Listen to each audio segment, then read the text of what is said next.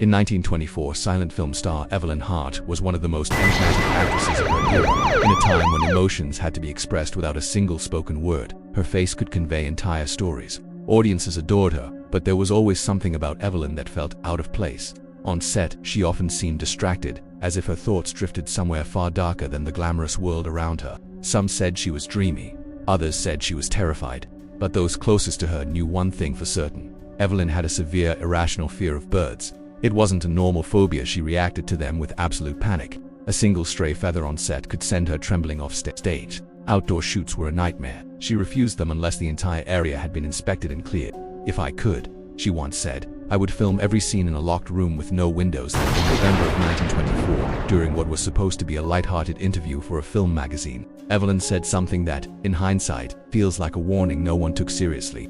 When asked about her greatest artistic dream, she smiled faintly and said, "I would die in front of an audience." The journalist laughed, assuming she meant it metaphorically, something about sacrifice for the craft.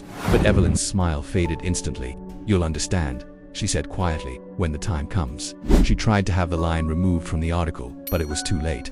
When the issue hit newsstands, the quote became infamous. Fans treated it like a quirky, dramatic remark. But on set, her behavior changed. She locked her dressing room door even between takes. She avoided mirrors, and during rehearsals, she constantly glanced at the balcony seats, even when they were empty, as if she was making sure someone wasn't there. A few weeks later, Evelyn began rehearsals for a new stage production at an aging theater known for its creaking floors and cold, drafty halls. The staff said the building had personality. Evelyn said it felt watched. On the morning of the incident, she arrived pale and sleep-deprived, her hands shaking as she flipped through her script. The director later said she kept repeating her lines over and over, obsessively, as though she believed forgetting them would cost her something more than embarrassment. She refused tea, refused food, refused the makeup chair. She kept asking one question: "Is the balcony empty?" Everyone assured her it was, every time. The scene they rehearsed that day was simple. Evelyn was to walk to center stage, look toward the balcony, smile, and speak a single line. She didn't even have to move, she just had to look. But the moment her gaze reached the balcony, her body stiffened, her expression froze. At first, the director thought she was adding dramatic flair, but then her lips parted slightly. Her pupils dilated. She looked horrified, truly horrified, like someone recognizing a face they hoped never to see again. Someone called out, "Evelyn, are you all right?" She didn't blink, didn't breathe, didn't even flinch. She just stared upward, trembling. And then, without warning, her whole body collapsed to the floor, hitting the wooden boards with a single heavy thud. The cast clapped at first. They genuinely thought it was acting. That's how good she was.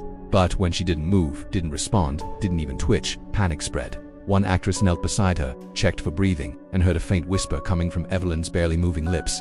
4 words, "You found me again." And then, nothing. Her chest stopped rising. Her eyes glazed over. By the time a doctor arrived, she was gone. Official cause of death: sudden cardiac arrest. No prior symptoms, no medical history, nothing to explain it. But what happened in her dressing room was far stranger. When investigators entered the room, they found the mirror shattered, but not in a normal way. The cracks radiated outward from the center, as if something had struck the mirror from the inside of the glass. There was no broken glass on the floor, no signs of a struggle, no fingerprints besides Evelyn's, and on her vanity table lay a single black feather, a raven's feather, according to the report. The strange thing was that the theater had no open windows, no rafters, no way for a bird to get inside, and the staff swore they hadn't seen any ravens in or around the building in years. 2 days before her death, Evelyn had demanded that all bird imagery props, paintings, even feathered costumes be removed from the stage. "He can use them," she said cryptically.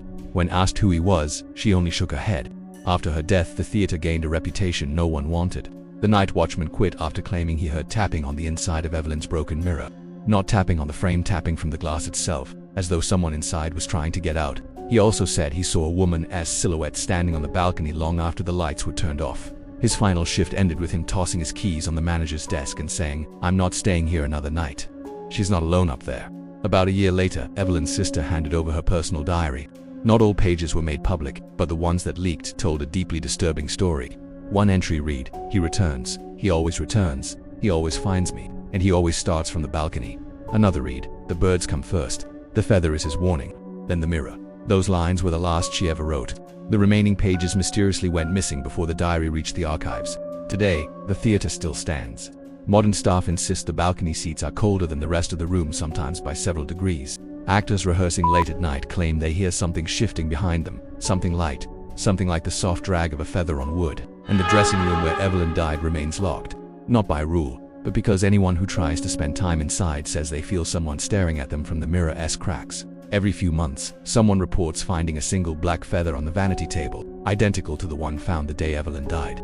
And some say that on rare nights, just after the stage lights flicker off, a woman's reflection appears in the broken glass, her face pale, her eyes wide, still staring toward the balcony, as if she's waiting for someone she wished she'd never seen. They say Evelyn did fulfill her prophecy. She did die in front of an audience, only that audience was never human.